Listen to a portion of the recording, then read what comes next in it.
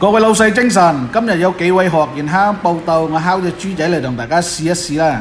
這個就是我們常說的鴻運金豬啊，吃了都會給人帶來好運，所以今天晚上我都建議他們去買福彩了。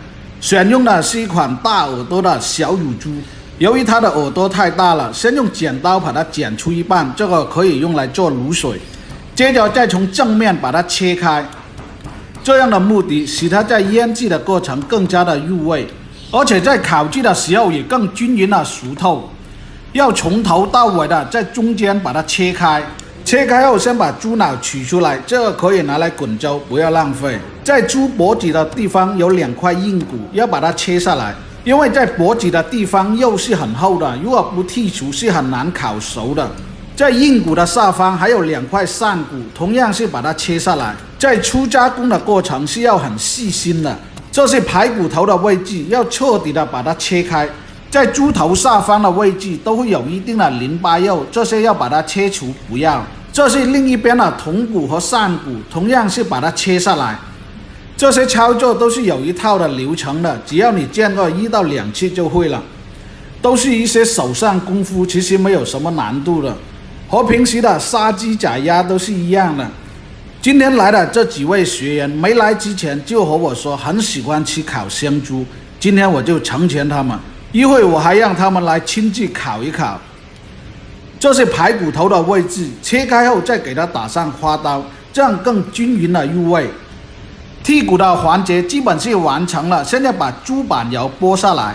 這乳豬雖然是小，但是油還是有一點的，這些都要把它剝乾淨。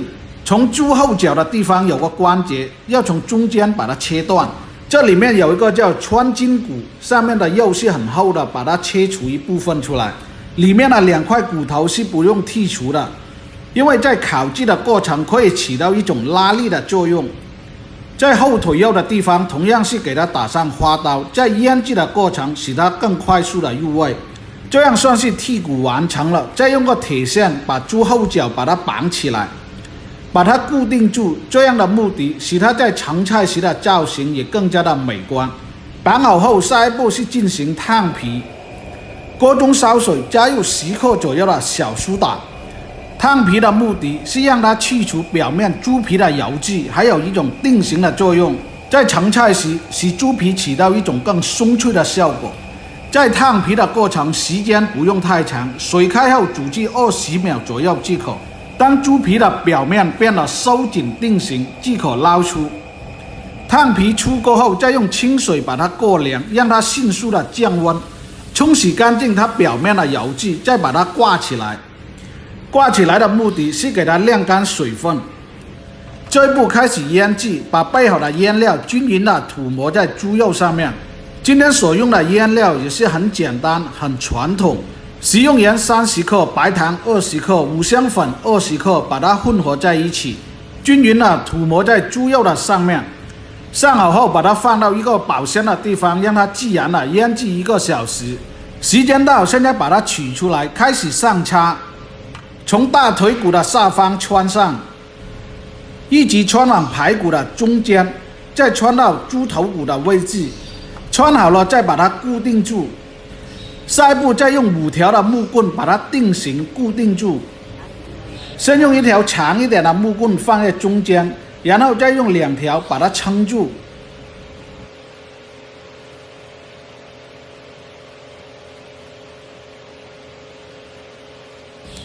木棍固定好了，再把豬腳綁起來，用個鐵線來拉緊，讓它有個弧形的彎度。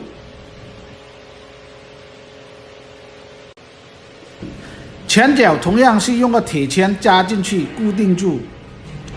乳豬上叉後，下一步用清水來清洗一遍它的表皮，去除它表面的油脂。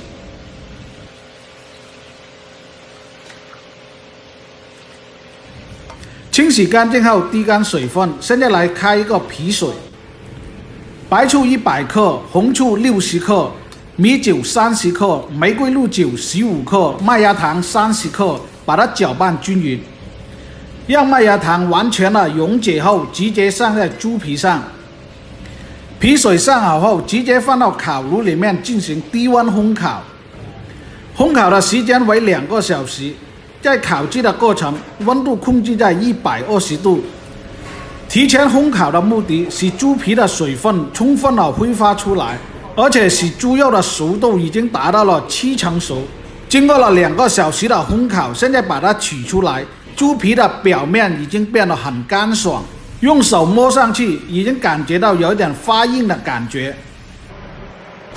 现在开始最后的烤制，把猪皮的表面烤至金黄色，让它变得松脆酥化。这样烤制出来的表皮比较粗糙，有颗粒感，我们叫做麻皮乳猪。还有一种直接在烤炉里面烤至上色，它的表皮光滑，那叫光皮乳猪。但是它的口感比起明火烤的没有那么松脆。用明火烤制的制作方法，技术含量也是最高的。这个绝对是一种体力活，老表到你来啊！烤制的时间全程在30分钟左右。由于猪后腿的地方肉比较厚，在烤制的时候要从这地方开始烤起。在烤制的过程中，经过受热后，在猪皮的位置也会拱起一些小泡泡。当你看见它拱起来的时候，用个铁签扎进去，让它排气。这些都是在烤制当中的一些小细节。当猪皮的温度达到一定的高度时候，它的颜色也会慢慢的变为金黄色。这时候给它刷上适量的花生油，目的是可以起到一种抗热的效果，防止温度过高，猪皮变黑。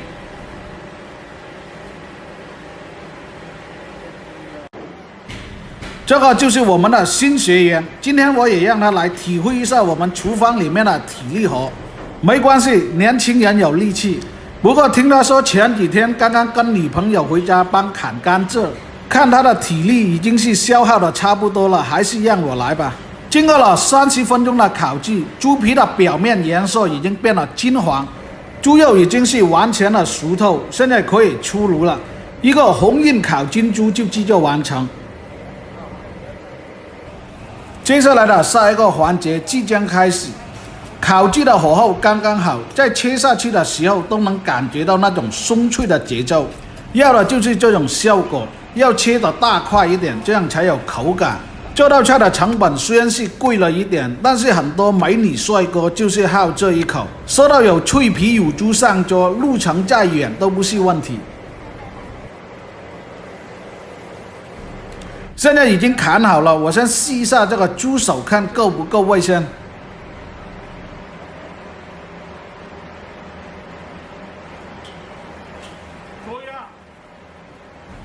好似仲爭杯啤酒喎。